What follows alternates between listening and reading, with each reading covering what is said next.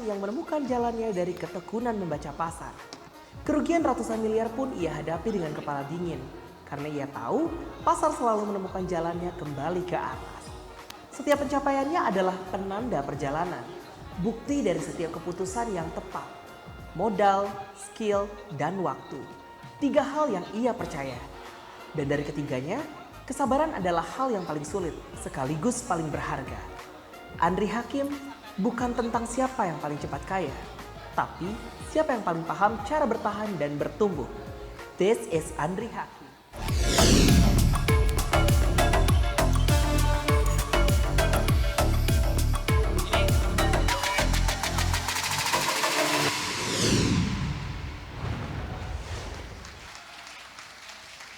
Selamat siang teman-teman semua. Thank you yang udah hadir pada hari ini. Hari ini saya bakal bercerita soal perjalanan investasi saya ya. Karena dari Sukor disuruhnya bawanya acara soal itu. Jadi ya saya membawakan materi sesuai dari Bos Bernard. Oke, ini adalah topik yang bakal saya bawain hari ini teman-teman ya. The journey to become a successful investor ya. Karena di market sekarang kan market lagi kurang bagus ya.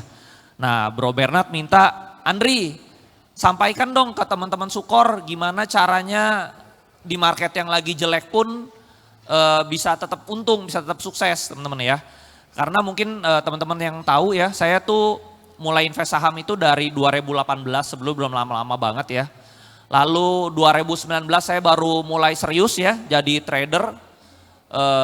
Lalu di 2020 saya nggak langsung untung teman-teman ya. Uang yang saya investasikan itu 1M itu rugi, tinggal sisa 500 juta teman-teman ya. Nah tapi saya bisa gulung 500 juta itu sampai triliunan dalam waktu 6 tahun. Nah gimana caranya? Nah itu yang mau saya bawakan pada hari ini teman-teman ya. Nah ini sedikit perjalanan saya teman-teman ya dalam berinvestasi saham. Kalau saya tuh dulu kuliah di Amerika ya. Saya S1 di Amerika, S2 di Amerika. Lalu saya di 2010, 2012 itu saya pulang dari Amerika. Dulu saya tanya ke orang tua saya, Pak boleh nggak cari kerja dulu, cari pengalaman dulu di Amerika. Nah cuman papa saya bilang, lu ngapain kerja di Amerika ya, lu pulang aja. Ya daripada jadi menteri di Amerika, lu mendingan jadi raja di Indonesia. Jadi disuruh pulang teman-teman. Jadi saya langsung pulang tuh. Begitu lulus, 2-3 hari kemudian saya langsung pulang. Nah ini di di sini ya saya pulang. Lalu ini perjalanan saya teman-teman. Saya jadi, dulu bisnis pertama saya itu bisnis alat berat. Saya berbisnis, saya juga jadi karyawan juga, membantu juga di perusahaan orang tua saya. Lalu saya pernah juga di 2017 saya trading kripto teman-teman ya. Dulu saya ada 300 juta, saya invest ke kripto, zong, rungkat teman-teman ya. Jadi tinggal sisa mungkin 20-an juta seperti itu ya.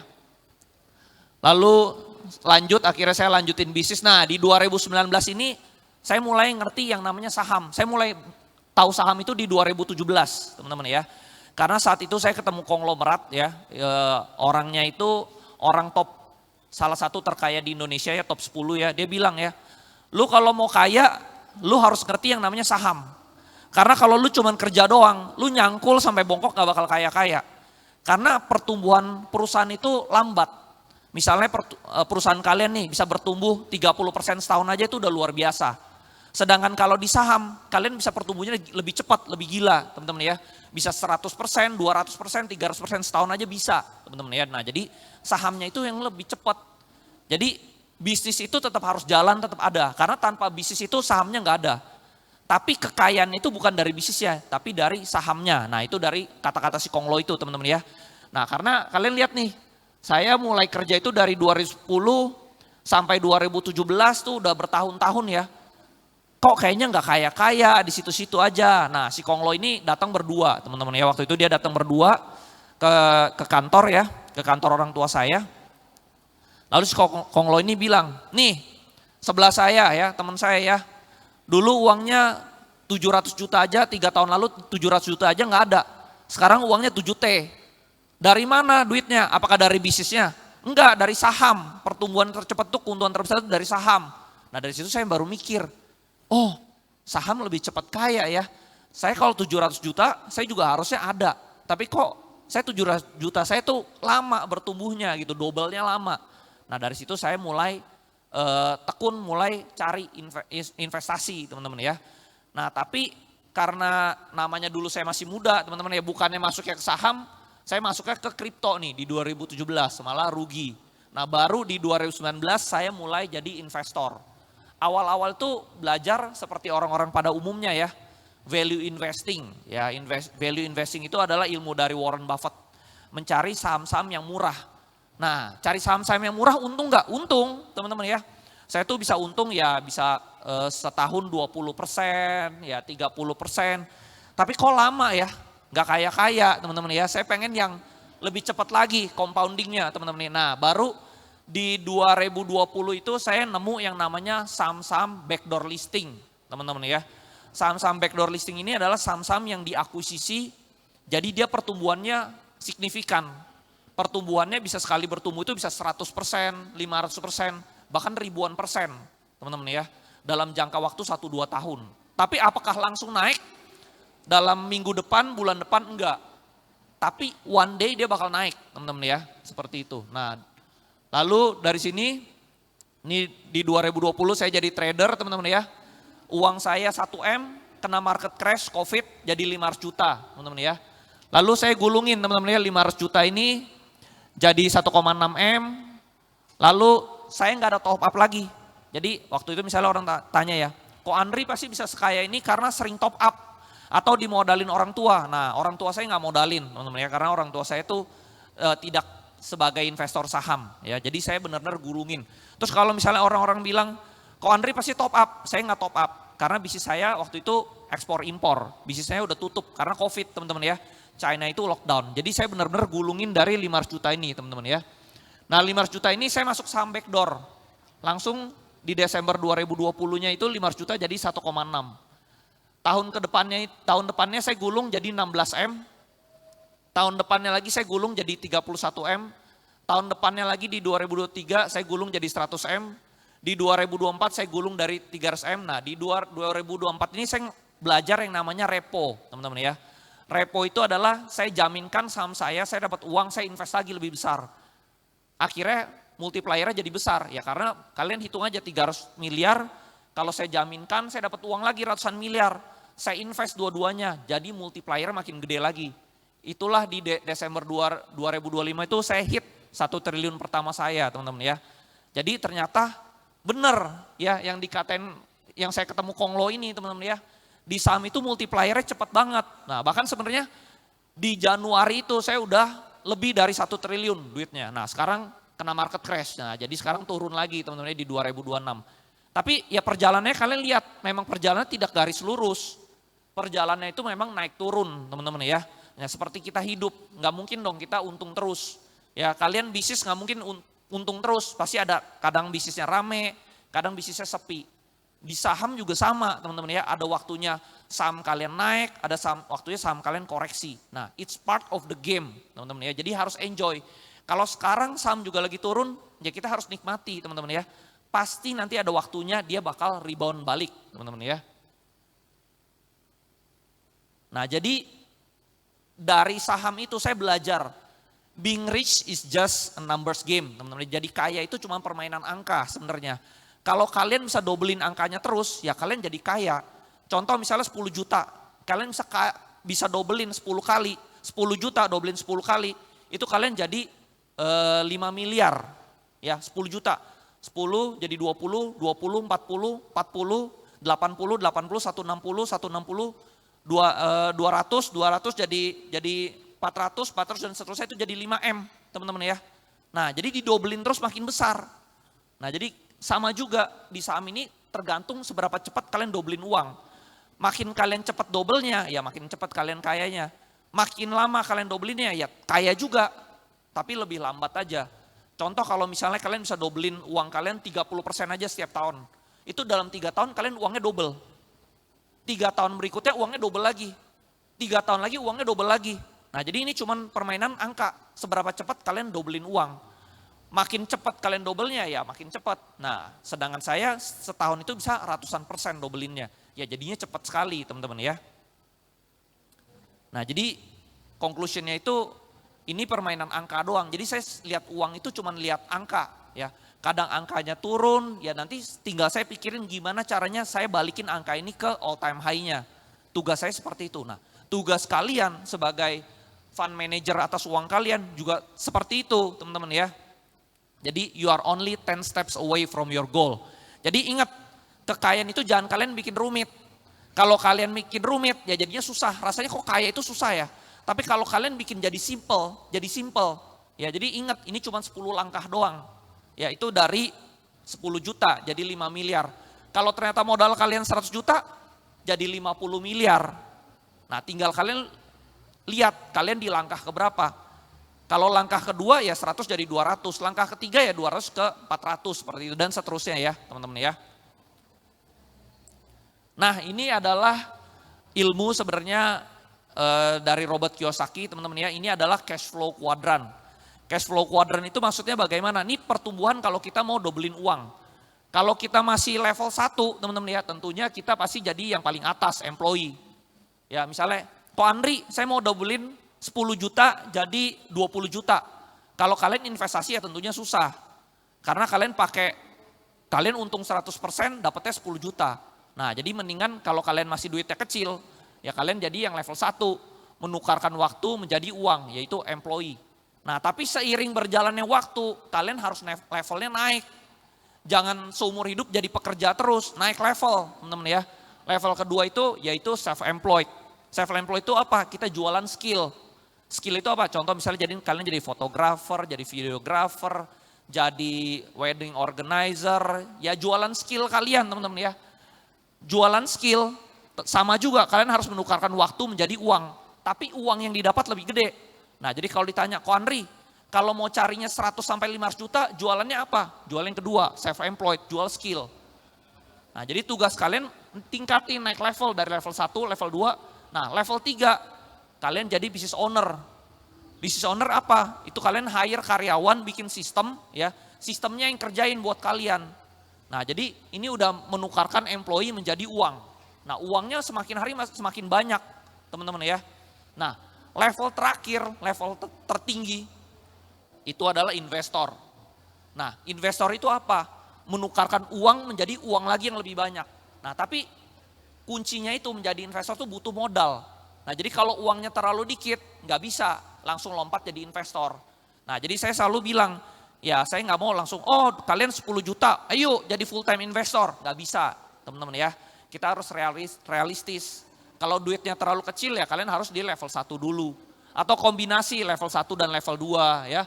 Level 2 dan level 4 ini. Kalian kombinasi teman-teman ya yang S dan I atau E dan I atau yang B dan I teman-teman ya. Nah itu buat mencapai financial goal kalian seperti ini. Nah ini yang saya lakukan. Saya udah lewatin ini semua teman-teman ya. Seperti itu. Nah jadi level terakhir adalah level investor. Contoh misalnya kalian uangnya sudah 1 sampai 10 M nih. Mau dobelin. Kalau kalian bisnis lama, karena ingat pertumbuhan bisnis itu kalian setahun bisa grow 30% itu udah hebat sekali.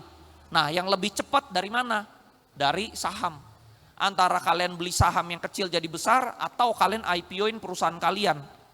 Dengan kalian IPO perusahaan kalian ya dari kecil jadi multiplier-nya makin besar lagi teman-teman ya. Seperti itu.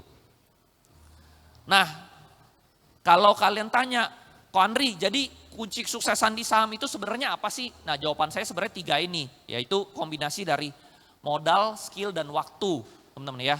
Nah kalau dari 3 ini mana yang paling penting? Nah orang selalu pasti jawabnya, kalau yang beginner selalu jawabnya modal kok. Nah sorry to say modal itu bukan segalanya teman-teman ya. Karena saya waktu lulus dari Amerika itu, saya pernah kerja sama orang tua saya 3 bulan doang. Lalu saya minta papa saya, udah deh kita ribut mulu di kantor ya. Papa modalin saya aja deh. Nah bukannya saya dapat modal ya, saya malah dimaki-maki. Ya 3 jam teman-teman ya. Bisnis itu pakai otak, bukan pakai modal. Kalau bisnis pakai modal, lu pergi aja ke bank. Lu pergi ke bank, lu pinjam duit, lu pasti kaya di sini. Coba gue mau lihat apakah lu lulus dari Amerika lu bisa langsung sukses. Nah, dulu saya kesel teman-teman ya. Ternyata bener ya, bisnis itu nggak pakai modal, pakai otak, pakai skill. Nah jadi saya selalu bilang, karena modal itu ada di mana-mana. Contoh misalnya kalian ke bank ada pinjaman modal, kalian ke misalnya di sekuritas juga ada yang namanya trading limit, margin, repo, fasilitas pinjaman itu banyak. Atau minta Bro Bernard di sini juga banyak duitnya ya. Gitu. Jadi pinjaman itu ada di mana-mana. Jadi modal itu yang paling terakhir teman-teman ya. Kuncinya itu kalian harus punya skillnya. Nah tapi ada yang lebih mahal daripada skill. Yaitu waktu teman-teman ya. Karena waktu itu gak bisa diulang kembali. Jadi paling benar itu waktu. Contoh misalnya, kalian return sahamnya cuma 20% setahun. Tapi ditarik waktu yang panjang. Itu kalian pasti jadi kaya juga. Jadi waktu itu paling penting. Jadi if you start early, you success early. Jadi mulailah semudah mungkin. Contoh misalnya saya mulai saham itu di umur 29. Return saya 100% setahun. Ya. Tapi ada anak muda yang misalnya dia mulainya umur 12 tahun. Returnnya 20 atau 30%. Dia pasti di umur saya, dia lebih kaya dari saya. Kenapa? Karena yang paling mahal itu di investasi itu adalah waktu. Teman-teman ya. Waktu itu mengalahkan skill. Nah jadi dari 3 ini nomor 1 adalah waktu. Nomor 2 baru skill, nomor 3 modal. Nah berikutnya kalian harus ngerti yang namanya compound interest. Ya di sini ada quote dari Albert Einstein. Compound interest is the eighth wonder of the world. Ya ini adalah keajaiban dunia ke-8. Kalau kita ngerti compound interest, duit sekecil apapun pasti kalian bisa jadi gede. Jadi kalau kalian tadi seperti yang saya bilang ya, kalian kalau cuma punya uang puluhan juta, kalian compound itu jadi miliaran. Kalau miliaran jadi puluhan miliar jadi triliunan, teman-teman ya. Nah, di sini sebenarnya ada website Stockwise, teman-teman ya. Ini kalau kalian mau pakai fitur compound interest-nya, kalian boleh pakai fitur compound interest-nya gratis, teman-teman ya. Di stockwise.id ya, ini website saya ya. Saya memang bikin fitur ini gratis buat orang-orang. Kalian tinggal klik yang namanya kalkulator. Nah, tugas kalian sebagai investor, kalian itu harus tahu tujuan goal kalian, uang kalian berapa. Contoh misalnya, kalian mau pergi ke Amerika, kalian harus tahu ke Amerika itu naik mobil apa, naik pesawat apa, terbangnya kemana, airportnya apa, kalian harus tahu. Sama juga, kalian kalau mau kaya, kalian harus tahu tujuan financial goal kalian tuh berapa. Jangan tiap kali kalian berdoa, Tuhan semoga saya kaya. Tapi lu sendiri aja gak tahu kaya itu nilainya berapa. Karena setiap orang beda-beda. Ada yang bilang 100 juta kaya, ada yang bilang 1 miliar itu gak kaya. Ya kalau saya bilang 1 miliar itu kecil. Tapi ada orang bilang 1 miliar itu udah financial goal saya. Nah setiap orang beda-beda. Nah jadi kalian harus buka kalkulator ini, kalian tentukan sendiri. Kalian mau punya uang berapa. Kalau kalian tahu goal kalian, oke misalnya contoh tahun ini saya mau punya 1 miliar. Nah kalian catat, kalian tempel di tempat yang kalian sering lihat, kalian pikir buat dapat 1 miliar berarti gue harus masuk saham apa, dapat returnnya berapa, nah itu kalian pikirin. Kalau rugi gue harus balikin berapa supaya dapat 1 miliar ini. Nah itu yang saya pikirkan setiap hari teman-teman ya. Oh saya mau untung segini berarti saya harus masuk saham yang seperti ini. Kalau masuk sahamnya misalnya blue chip ya artinya returnnya lebih kecil. Nah itu kalian harus pikirin. Nah ini contoh teman-teman ya. Di sini kalau kalian punya uang 100 juta ya, di sini initial investment tuh 100 juta. 100 juta kalau kalian bisa untung 40% setahun ya, dalam waktu 30 tahun uang kalian jadi 2,4 triliun. Cuman 30 tahun. Nah, teman-teman di sini kan saya lihat mukanya masih muda-muda ya. Harusnya 30 tahun masih hidup lah ya. Ya, harusnya masih hidup. Nah, jadi dalam 30 tahun kalian bisa dapat 2,4 triliun. Nah ini adalah bidang yang bisa bikin kalian kaya. Ya, tugasnya apa? Sabar dan konsisten. Ingat kenaikannya itu tidak garis lurus, tapi dia naik turun, teman-teman ya. Nah ini kalau 100 juta doang, ya. Dan ini nggak ditambah lagi uangnya. Nah jadi ini adalah kombinasi yang 3 saya bilang ya. Nomor atas itu adalah modal, nomor 2 adalah waktu, nomor yang ketiga ini adalah skill. Ini tergantung skill kalian bisa dapat return berapa setahun. Jadi kombinasi modal, skill, waktu ini adalah dapat outcome-nya untung kalian berapa teman-teman ya, seperti itu. Nah jadi dari situ di 2020 saya invest ke saham namanya Arto teman-teman ya. Terus kalau dulu waktu Artonya belum naik dihujat, Andri nggak bisa analisa. Begitu Artonya naik dihujat, Andri insider gitu ya, emang kampret teman-teman ya, nggak pernah bener ya.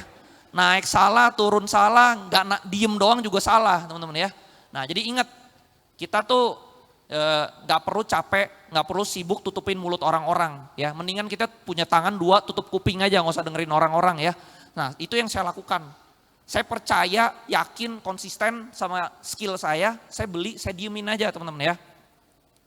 Nah Arto ini saya invest 500 juta ya, saya hold 2,5 tahun. Jadi sekitar 15 sampai 20 miliar teman-teman ya. Itu dari satu saham Arto. Tapi apakah langsung kaya? Enggak teman-teman ya.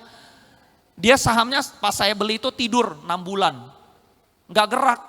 Jadi kalau teman-teman yang beli mau bulan depan langsung kaya, enggak cocok. Karena saya 6 bulan enggak gerak. Begitu dia corporate action, inject aset, baru sahamnya terbang teman-teman ya. Nah ini saya hold 2,5 tahun buat dapat belasan miliar teman-teman ya. Lalu yang kedua juga sama, saya invest di BBHI teman-teman ya. 2 miliar menjadi 15 sampai 20-an miliar lagi teman-teman ya. Sama waktu saya beli dia tidur. Ya, tapi begitu corporate action ya inject modal dia terbang teman-teman ya. Dia terbang tertingginya sampai 9.000 tapi saya jualnya di bawah ya. Di sekitar sini 4.700 teman-teman ya. Nah, ini juga sama ya. Dapat belasan miliar dari sini teman-teman ya. Lalu saham 2 tadi keuntungannya ada hampir 30 miliar teman-teman ya.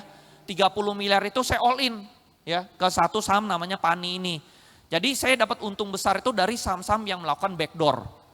Ya, kalau saham saya trading ada untung nggak? Untung, tapi untungnya kecil. Ya, keuntungan terbesar itu dari saham-saham yang backdoor seperti ini. Nah, saya waktu itu all in ke Pani, teman-teman ya, sahamnya juga sama masih tidur ya. Waktu saya beli Pani, sahamnya nggak liquid. Saya belinya harus 4 bulan, ya cicil terus tiap hari, beli. Waktu saya udah beli banyak, saya telepon ya ke sekuritas saya. Bro, gue ada beli nih, Pani all in. Wah, terus saya dikatain sama sekuritas saya ya. Bukan sekuritas Sukor ya, sekuritas lain ya. Wah, lu gila banget. Ya, ini saham properti mah gak kemana-mana ya. Tapi saya begitu tutup telepon, saya tetap beli lagi. Saya tetap yakin. Nah, itu adalah conviction. Kalian mau untung besar dari saham itu, kalian harus punya conviction. Tanpa conviction, pasti kalian sahamnya turun, pasti kalian panik.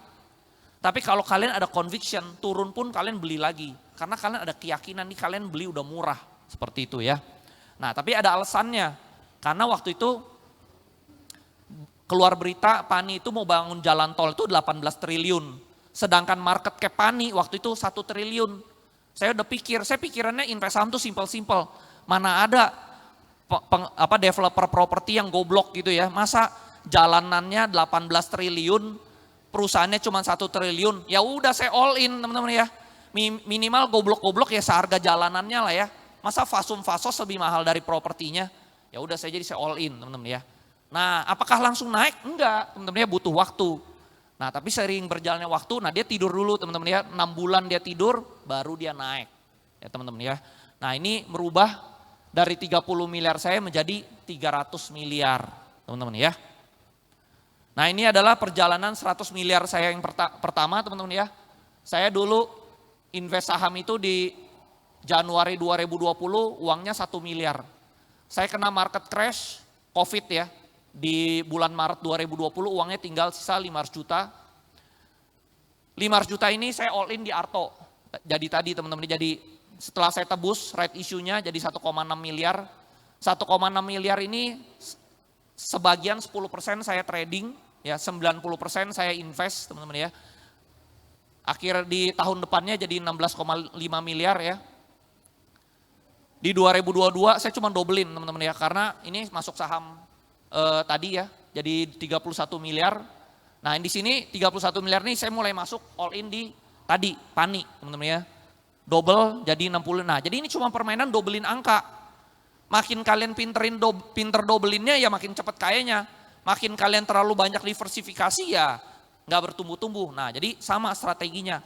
Kalian kalau mau kaya ya cacing naga, ya all in. Kalau kalian mau mempertahankan kekayaan, kalian diversifikasi. Nah jadi kalian harus tahu pilih yang mana. Nggak bisa mau dua-duanya, pilih salah satu teman-teman ya. Nah jadi sama ya, lalu kalian tahulah Pantai Indah Kapuknya naik jadi 65 miliar, tahun depannya naik lagi jadi 100 miliar ya, 91 miliar ditambah 14 miliar. Ini adalah 100 miliar pertama saya di 2023 teman-teman ya.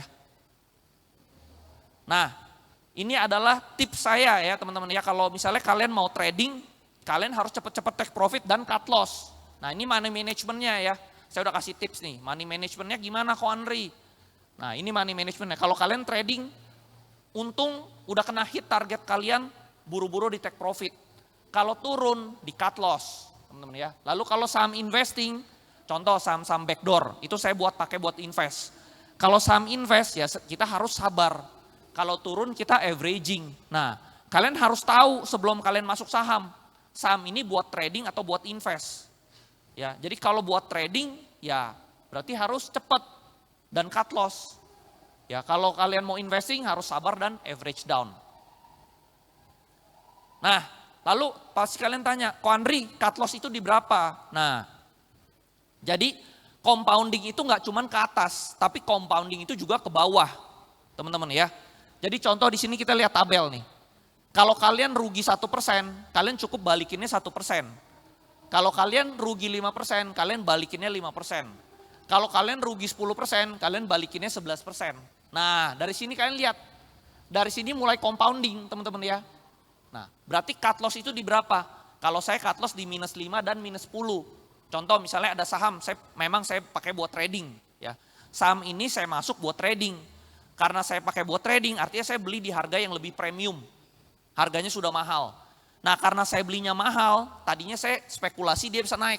Nah ternyata benar naik, kalau beneran naik ya udah saya take profit kalau udah hit target. Tapi kalau saya salah, ternyata misalnya besok ada isu makro yang jelek dia malah turun. Nah cut loss pertama adalah di minus 5. Kalau dia bisa rebound, saya take profit. Kalau dia misalnya turun jebol ke 10%, 10% itu adalah batas kedua saya cut loss, teman-teman ya. Kenapa? Karena lebih dari 10% itu compounding. Apalagi kalau kalian udah rugi dalam, rugi minus 50. Nah ini bahaya. Contoh kalian punya uang 1 miliar. Kalian rugi 50% itu jadi 500 juta.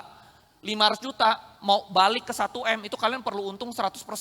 Nah makin lama makin susah baliknya. Nah jadi kalau kalian beli saham yang harganya sudah terlalu premium, atau kalian targetkan buat trading, kalian harus cut loss di minus 5 dan minus 10. Karena bahaya sekali kalau tidak di cut loss teman-teman ya. Nah tapi kalau average down di berapa kok? Kalau average down harus di bawah 10%. Itu kalian baru average down. Jangan setiap kali sahamnya turun kalian average down, duit kalian keburu habis. Nah itu cara saya money management ya, konsisten seperti itu, disiplin. Ya kadang sih ada nggak disiplin juga ya, tapi uang sekolahnya jadi mahal teman-teman ya kalau tidak disiplin. Nah gimana kok caranya investing for living dari capital gain? Saya tuh udah jadi full time investor tuh dari 2020. Sebenarnya gara-gara accident, teman-teman, gara-gara bisnis saya yang ekspor impor itu tutup karena COVID, teman-teman ya. Lalu pas 2021 udah buka, saya udah keburu males, udah terlalu nyaman dari investasi saham karena untungnya lebih gede, lebih cepat ya. Bahkan kalau rugi pun ya ruginya cepat, bisa saya cut loss, saya tetap bisa, modalnya tetap ada. Tapi kalau bisnis kalian gagal, itu biasa jadi inventory, jadi barang-barang, jadi barang mati nggak kejual teman-teman ya.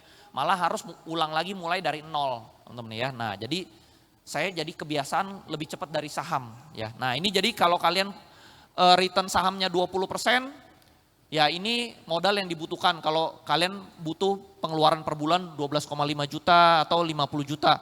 Ya saya lihat di sini tampangnya kaya-kaya ya, berarti sebulan minimal 50 juta lah ya. Nah kalau pengeluaran sebulan 50 juta ya artinya kalian butuh 3 miliar kalau mau jadi full time investor. Ya ini kalau returnnya 20%. Nah tapi kalau bisa returnnya 100% setiap tahun, ya mungkin nggak semua orang ya. Kalau saya sih bisa, ya kalau teman-teman saya nggak tahu ya. Ya kalau 50 juta ya artinya modalnya lebih kecil lagi teman-teman ya, seperti itu. Nah ini adalah contoh teman-teman ya, di saham itu serba possible. Ya contoh ini adalah saham ya, saya cuma modal 224 juta jadi 6,4 miliar dalam waktu 2 bulan. Teman-teman ya, nah ini ya. Nah tapi yang lainnya juga untung nih teman-teman ya. Nah tapi kita fokus ke yang ini aja ya. Nah jadi apakah, tapi misalnya pasti kalian tanya, ya udah Ko Andri besok cariin dong saham yang seperti ini. Tidak segampang itu teman-teman, nggak bisa. Tugas kita itu cuma konsisten, setiap hari nyari, nggak ada. Tiba-tiba kalian tahu ada, disitulah kalian full power, disitu kalian menang. Contohnya seperti ini teman-teman ya. 224 juta jadi 6,4 miliar. Ya. Jadi di saham itu possible. Nah ini kalau kalian mau investing for living dari dividen. Ya sekarang uang saya karena sudah lebih banyak, saya juga diversifikasi sebagian ke dividen. Nah kalau kalian mau ngincer dividen, carilah saham-saham yang memberikan dividen yield 10%. Ya jangan yang di bawah 10%, kalian kalah sama inflasi. Ya jadi harus yang di atas 10%. Nah jadi kalau pengeluaran kalian 50 juta per bulan, ya kalian harus punya minimal 6 miliar. Teman-teman ya. 6 miliar dia dapat dividen, ya kalian ambil aja setiap bulan 50 juta, sisanya digulung lagi. Seperti itu. Nah, itu yang saya lakukan ya.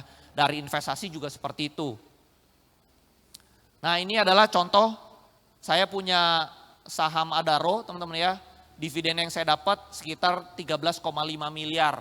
Ya, jadi kalau kalian main dividen, kalian jangan pusing. Aduh kok sahamnya turun. Lu udah tahu lu main dividen, ya lu naik juga lu nggak jual, ngapain pusingin dia turun.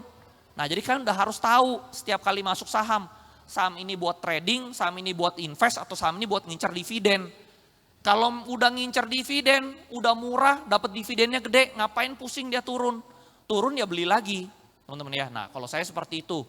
Contoh, misalnya saya juga ada Mandiri ya. Mandiri saya tuh dividennya dapat puluhan miliar. Teman-teman sekali dapat dividen puluhan miliar. Terus orang teriak, syukur tuh, kok Andri ya Mandirinya turun. Saya nggak pusing, turun saya beli lagi lebih banyak teman-teman ya. Karena apa? Semakin saham turun, dividennya semakin besar, semakin menarik teman-teman ya. Jadi kalau misalnya makin turun lebih dalam, Mandiri, misalnya kok Andri Mandiri turun makin gede, dividennya dari 11% jadi 12. Turun lagi jadi 13. Ya. Kalau udah 13, jaminin rumah, ambil pinjaman, masuk sana juga masih untung. Bahkan jual diri juga masih untung teman-teman ya. Seperti itu ya. Nah ini adalah trading record saya ya di 2025 ya. Keuntungan saya tahun lalu itu 200 miliar. Ya profit ya. Profit 200 miliar, cut loss saya 31 miliar. Berarti saya masih untung 180 miliar. Nah saya tuh belakangan banyak ketemu owner-owner emiten ya. Saya lihat dia sibuk setengah mati ya. Buka pabrik sana sini, ekspansi sana sini, punya aset banyak. Terus saya lihat laporan keuangannya, cuman cari untung 10 miliar per tahun, capek banget ya.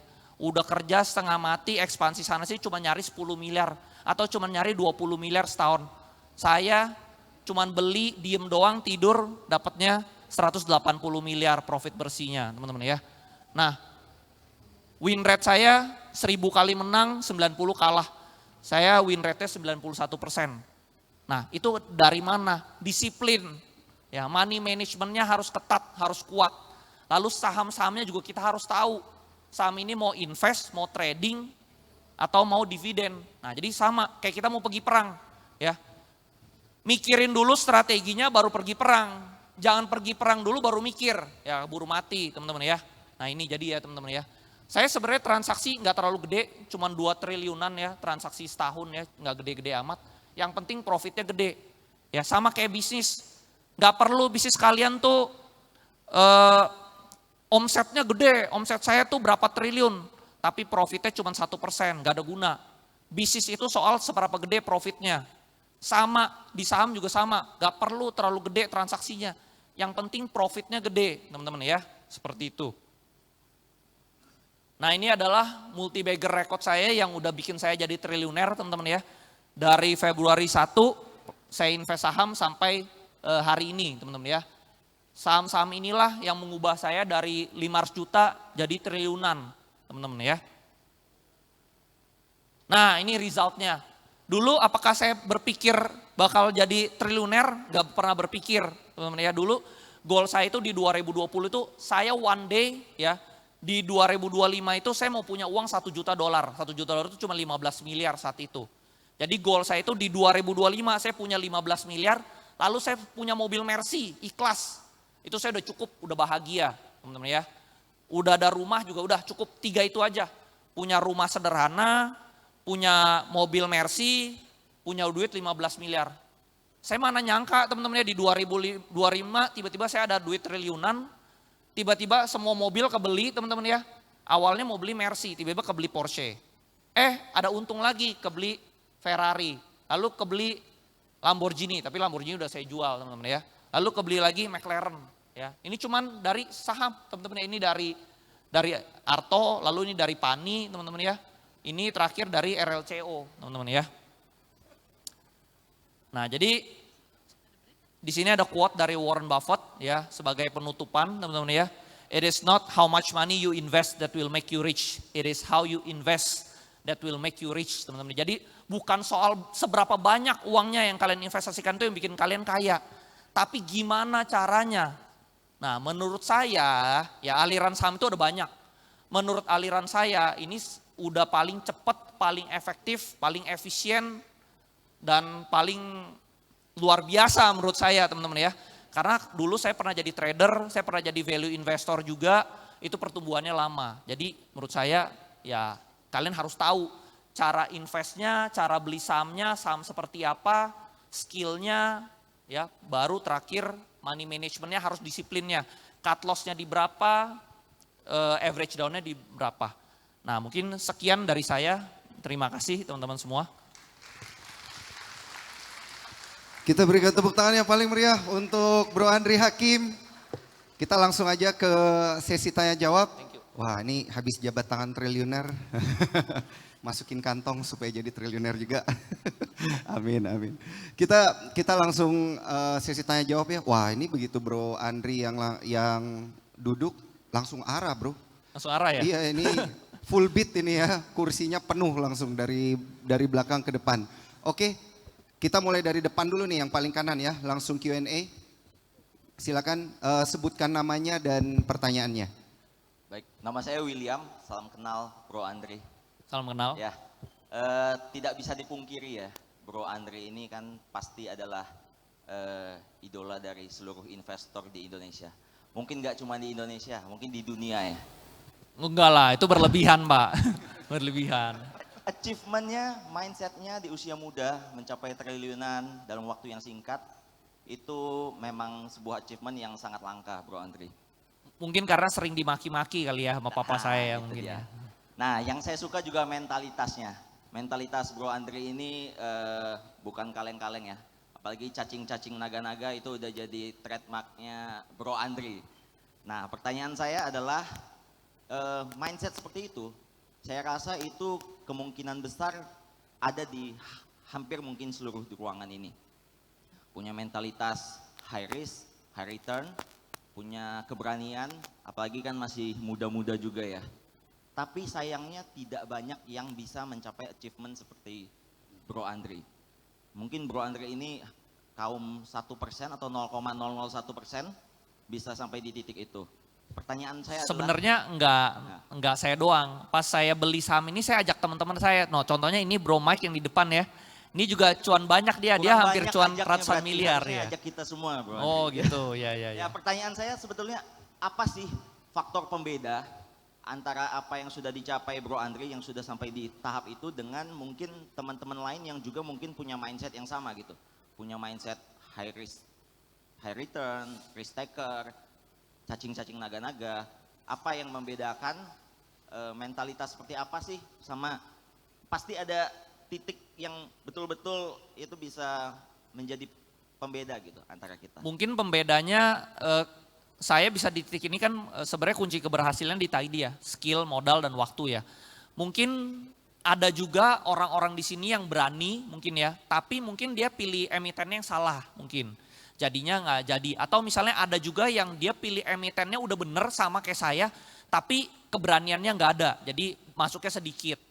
Jadi saya itu memang kebetulan kombinasi yang masuknya emitennya bener dan masuknya jumlahnya besar aja sih sebenarnya. Timing berpengaruh juga. Berpengaruh timing, kalau misalnya timingnya seperti sekarang ya tentunya mungkin lebih sulit. Tapi kayak di saat sekarang pun saya masih nemu nih saham-saham yang kemungkinan bisa multi bagger. Contohnya misalnya saya ada 3 emiten yang lagi di backdoor itu menurut saya ke depannya ada potensi, tetap ada. Tapi sekarang ini sahamnya belum naik. Mungkin tapi nah bedanya saya itu saya kesabarannya panjang.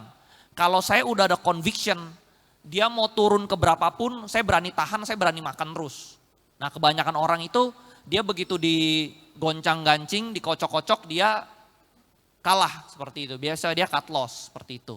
Nah dan mungkin karena background saya di bisnis, saya tahu kira-kira perusahaan ini wajarnya tuh dinilai berapa. Jadi itu saya nggak cepet-cepet jual kalau saya merasa ini masih murah gitu. Kayak contohnya Pani udah naik ke market cap 5T. Saya tetap nggak jual, teman saya udah pada jual. Saya kan beli di 1T tuh. Tuh saya ajak teman-teman saya. Dia naik nih udah 500% ke 5T. Nah tapi saya melihat 5T ini masih murah. Nah saya nggak jual. Nah itu mindset itu mungkin beberapa teman-teman tuh nggak ada. Biasa dia buru-buru, oh udah untung dia buru-buru take profit. Seperti itu. Baik, terima kasih. Terima kasih. Bro Andri. Oke, kita berikan tepuk tangan dulu atas jawabannya. Thank you Bro Andri. Langsung ke pertanyaan nomor 2.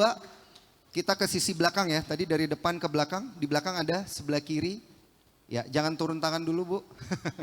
Supaya kelihatan sama panitianya ya. Oke, baik. Silakan namanya dan pertanyaannya. Wah, ini kayaknya ibunya saya kenal ini. Dari sesi yang sebelumnya ya Bu ya. Ini idola saya. Iya. Saya mau tanya, tadi Ko Andri kan bilang ada 3 saham yang sekarang masih disimpan. 3 saham itu apa nama sahamnya? Terus kedua, saya kan tahu kalau Ko Andri ada akumulasi saham Cebre ya. Nah, saya ingin tahu saham Cebre ini ke depannya gimana, terus kenapa Ko Andri masih akumulasi saham Cebre, sedangkan ada beberapa orang bilang sama saya saham Cebre itu enggak bagus.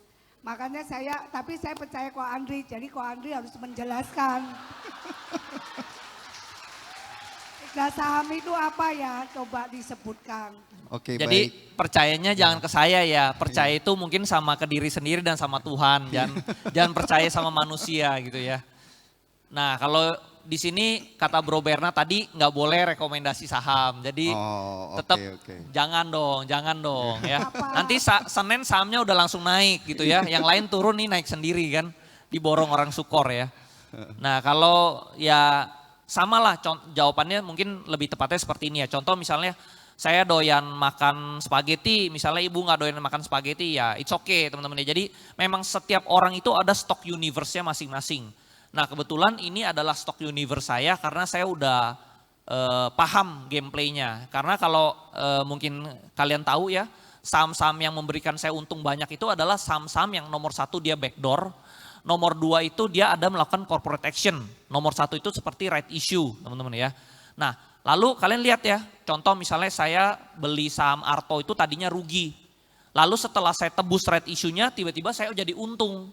Nah begitu juga di BBHI, begitu juga di BNBA, di BBYB, lalu di Pani, ya lalu di PEK ya. Nah saham-saham ini begitu saya tebus di harga bawah right issue-nya itu langsung saya memberikan saya keuntungan yang luar biasa. Jadi sebenarnya kalau jawaban CBRE juga sama karena saya lihat siklus yang sama yaitu ada backdoor dari China lalu ada melakukan corporate action di harga bawah.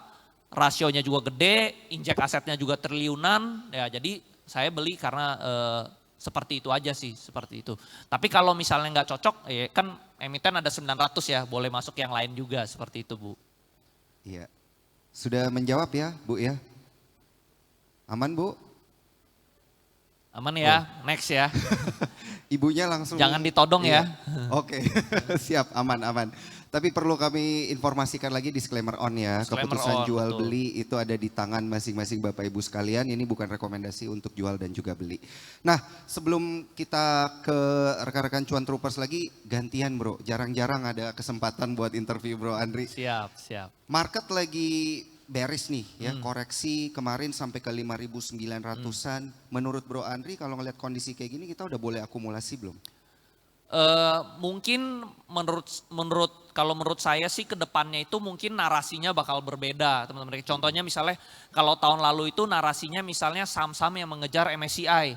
Tahun sebelumnya itu narasinya itu ke batu bara karena perang Rusia Ukraine. Narasi sebelumnya lagi bank digital. Narasi selalu setiap tahun tuh ada narasinya. Jadi menurut saya karena misalnya dijegal di sini pasti ya nanti narasinya ke tempat lain gitu. Jadi mungkin Konglo Stocks mungkin narasinya stop dulu tapi mungkin narasinya bisa ke tempat-tempat lain. Misalnya balik lagi ke saham backdoor atau ada saham-saham yang lebih menarik lainnya contohnya misalnya AI atau data center dan sebagainya sih. Jadi menurut gue sih ya turun itu sebenarnya memang waktunya beli tapi mungkin tidak tepat kalau belinya all in. Belinya itu mungkin bertahap ya, dicicil. Kalau misalnya kita lihat ya oh ini udah murah nih, ya udah beli aja sedikit seperti itu. Iya. Bro Andri berarti udah mulai nyicil-nyicil dikit nih ya. Bro? Cicil-cicil dong. Ya tapi tetap harus ada cash ya. Kalau bisa ada cash sekitar 40% tuh paling baik seperti itu. Oke, pertanyaan nomor 2, satu lagi ya teman-teman ya. Sektornya secara sektoral gitu. Menurut Bro Andri yang cocok dan fit untuk narasi 2026 ini di sektor mana? Mungkin kalau saya lihat ya, mungkin sektor yang menarik itu adalah sektor-sektor di bidang BUMN. BUMN. Karena kalau swasta ya lagi dijegal seperti itu ya. Jadi mungkin BUMN. Nah untungnya dari big bank saja saya masuknya banksnya yang BUMN kan. Jadi sebelum udah ada narasi ini saya udah memprediksi sebenarnya dari tahun lalu. Ini kayaknya kalau pegang bank swasta itu lebih bisa sulit lah ke depannya. Jadi saya udah langsung masuknya BUMN. Jadi kalau misalnya teman-teman misalnya komoditi, mungkin komoditinya juga mulai ke BUMN seperti itu ya. Komoditi BUMN mungkin menarik. Jadi apapun yang BUMN mungkin lebih menarik seperti itu. Atau mungkin berarti BUMN related. BUMN related, betul. Iya. Oke. Baik, kita kasih kesempatan lagi buat teman-teman ya ada di belakang tengah yang ingin bertanya. Mohon tetap angkat tangan karena supaya kelihatan ya dengan panitia. Oke. Itu ada tuh. Ya. Silakan nama dan pertanyaannya. Ya, nama saya Nathan. Mau tanya, waktu presiden kita buka baju dan Goto jadi turun, jadi maksimal 8%, itu kan ada posting tuh kalau itu beli Goto. Nah itu convictionnya apa? Apa just for fun doang atau gimana? Conviction Goto itu sebenarnya simple ya. Dia kan udah turun di 50. Ya paling bottom itu sebenarnya di 50. Jadi dia cuma bisa bergerak antara naik atau enggak dia diem. Jadi anggap nih, worst case kalian butuh uang deh. Kalian kan tinggal jual aja Gotonya di harga 50. Kan kalian gak rugi, paling kalian cuma rugi fee doang. Nah jadi ini sebenarnya seperti namanya asymmetrical bets.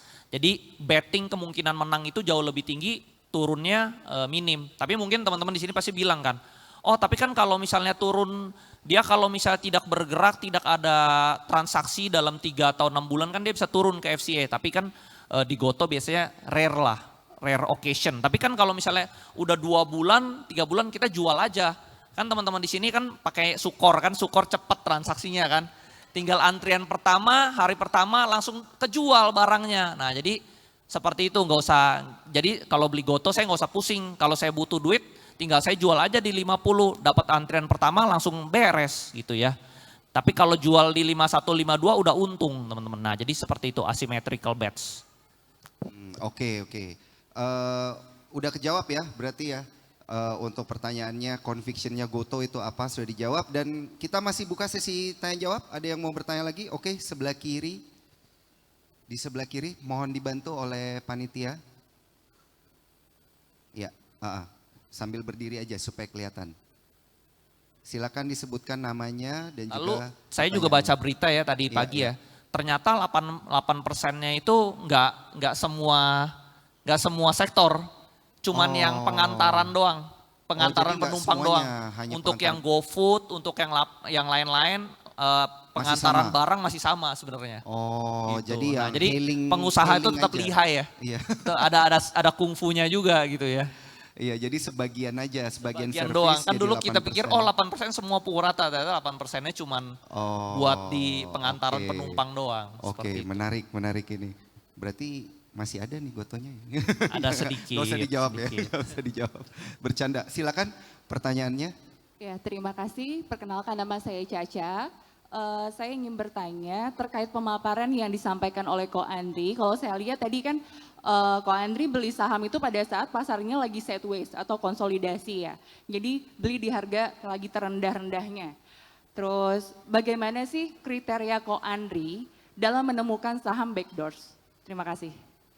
Sebenarnya saham yang saya beli itu nggak paling rendah ya. Jadi contohnya misalnya saya ketemu Arto itu sahamnya dari 100 perak itu dia udah terbang ke 4.000. Lalu di 4.000 dia ARB ke 2.500, average saya itu bahkan di atas di 3.500. Tapi karena saya tahu ada red issue, kita itu nggak perlu panik harga sahamnya turun.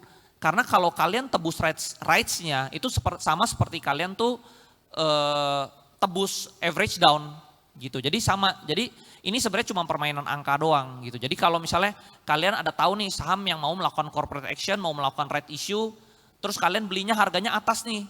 Nah tapi kalau kalian tebus red issue-nya itu sebenarnya, apalagi yang red issue-nya rasionya besar. Jadi ini sebenarnya cuma hitung-hitungan teman-teman ya. Contoh misalnya kalian beli saham harganya, saya beli saham harganya 4.000, lalu di sini ada Bro Daniel misalnya beli harganya di 2.000 teman-teman ya. Tapi saham ini mau melakukan right issue, right issue-nya itu di harga 100 perak. Nah begitu kita tebus teman-teman ya, itu jadi sebenarnya karena rasionya besar dan harganya 100 perak, itu kalau dikalkulasi harga Bro Daniel sama harga saya itu sebenarnya cuma beda sedikit doang. Mungkin di harga barunya mungkin Bro Daniel 200 perak, saya mungkin 250, cuma beda 50 perak doang. Nah ini jadi sebenarnya cuma permainan angka, jadi angka itu sebenarnya ilusi doang, seperti itu. Jadi tapi ini berlaku untuk saham-saham yang dua teman-teman ya. Misalnya satu right issue, lalu dia memberikan rasionya besar. Lalu harga tebusnya itu harus harga bawah. Nah jadi bahkan harga ownernya aja jadi mirip-mirip seperti itu. Jadi ini emang berarti juga subjek tuh rasionya tadi Yes, ya. Kayak Bro Andri bilang rasionya berapa, Rasionya kemudian berapa, harganya berapa. ini Betul. ngaruh. Jadi harus dihitung dengan baik gitu Betul. ya. Jadi saham-saham yang ini semua saya nggak ada yang belinya harganya bawah. Contoh Pani ya. Pani harganya pertama 100 perak dia udah terbang ke 5.000. Lalu pas 5.000 dia ARB ke 4.000, saya baru cicil beli itu di harga 4.000. Nah tapi begitu saya tebus right issue, harga owner itu jatuhnya di harga 600 perak, harga saya itu di 700, cuma beda 100 perak. Enggak, sorry. Harga owner itu di 500, harga saya itu di 700, cuma beda 200 perak. Padahal selisihnya jauh, saya beli di 4.000, sedangkan owner kan harganya 100 perak. Nah tapi begitu rasionya besar, dikaliin di harga bawah, itu jadi beda selisih 200 perak doang. Nah ini adalah financial engineering sebenarnya teman-teman ya. Kalau kalian bisa hitungnya, ya kalian cepat kayanya seperti itu. Amin. Saya paling suka kata cepat kayanya aja deh dari Bro Andri. Supaya sama-sama jadi triliuner. Itu dia tadi pertanyaan terakhir untuk Bro Andri. Kalau gitu kita berikan tepuk tangan yang meriah untuk Bro Andri Hakim. Thank you sudah mau menjawab dan memberikan presentasi yang sangat menarik. Kita undang kembali CEO of Sukor Sekuritas Bernardus Wijaya untuk memberikan token of appreciation kepada Bro Andri Hakim. Agak ke tengah sedikit. Bapak-bapak, ya supaya rekan-rekan media dan juga teman-teman bisa foto posisinya bagus untuk social media. Untuk mendapatkan saham-saham blue chip perbankan menarik, ya ada BBRI, ada BBCA dan juga BMRI. Caranya gampang,